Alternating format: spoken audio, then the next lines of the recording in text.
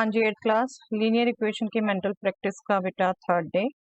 चलिए first question of the day, the sum of 3 consecutive natural numbers is 33, find the numbers.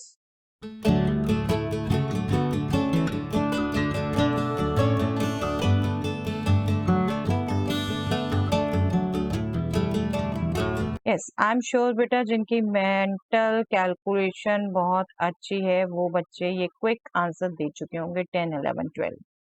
No doubt theoretically कैसे इसको सोचते हैं करते हैं मैं बताती हूँ आपकी, बट अगर आपकी नंबर नॉलेज अच्छी है, देखिए ये 3 कंसेक्यूटिव नंबर हैं जिनका सम 33 आएगा। ठीक है, अब देखिए करते कैसे हैं। आपने एक को x मान लिया तो दूसरा x+1 होगा, तीसरा x+2 होगा, इनका सम 33 है।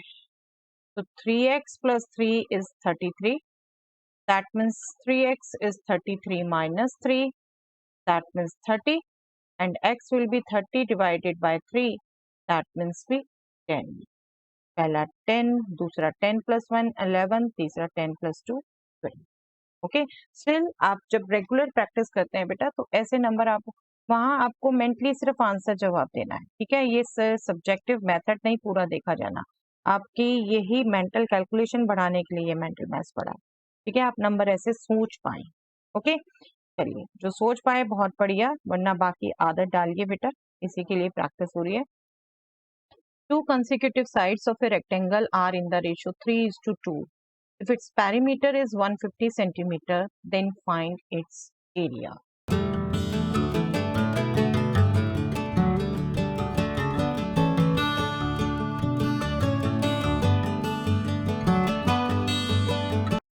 Yes, आपको इसके लिए एक दो चीजें पता होनी चाहिए बेटा।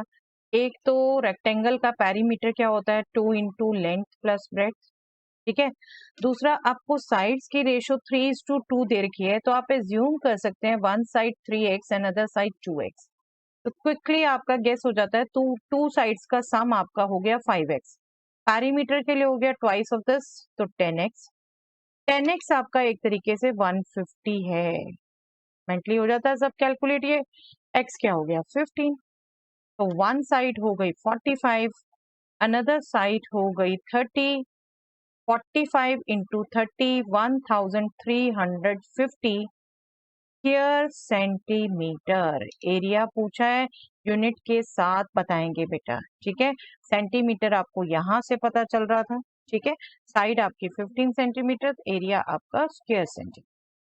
ठीक है, चलिए next. A number consist of 2 digit whose sum is 9. If 27 is added to the number, its digits are reversed. Find the number.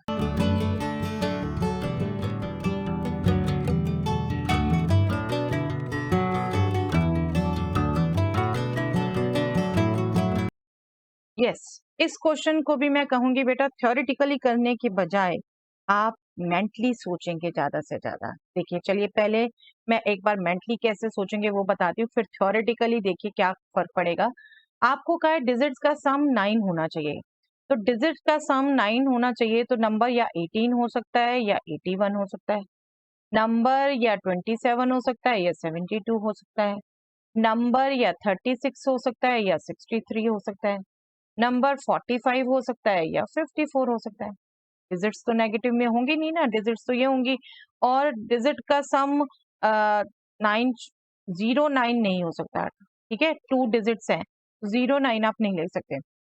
हमने रिवर्स भी देखनी है इसलिए 90 हम नहीं सोच रहे।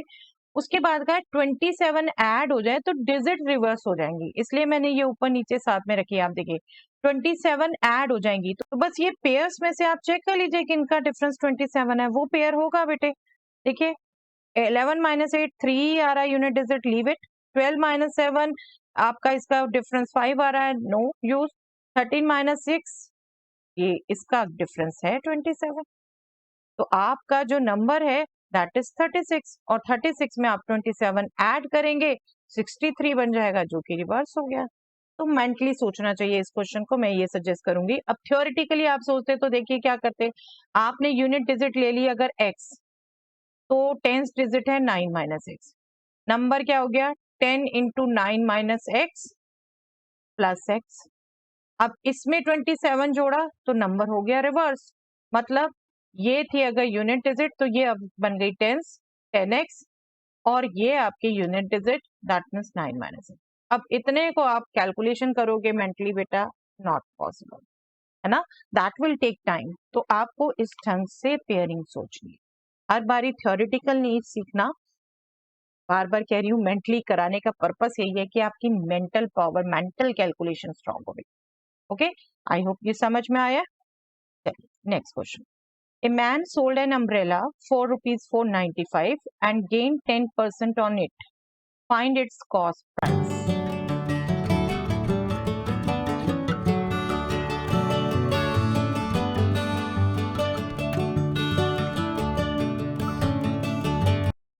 देखिए, इसके लिए आपको बेसिक एक रिजल्ट याद रहना चाहिए बेटा। Cost price is 100 upon 100 plus profit percent into selling price.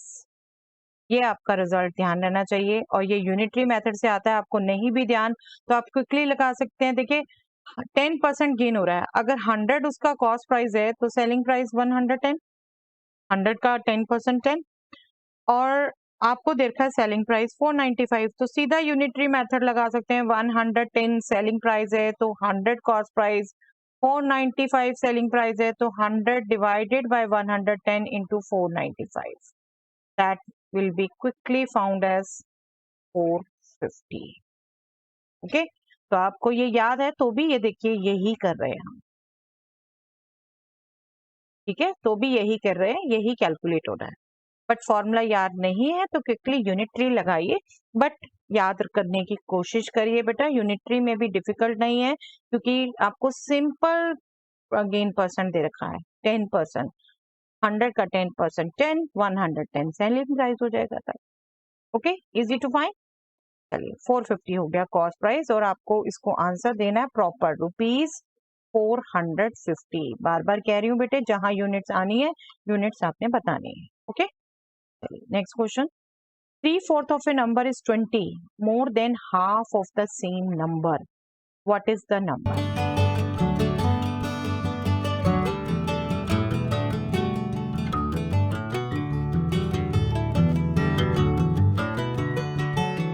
Yes, देखिए इस लैंग्वेज को आप अगर ये चेंज करते हैं इक्वेशन में, तो आप नंबर को अगर x मान लें तो 3/4 of the number is 3/4x, that is 20 more than half of the number.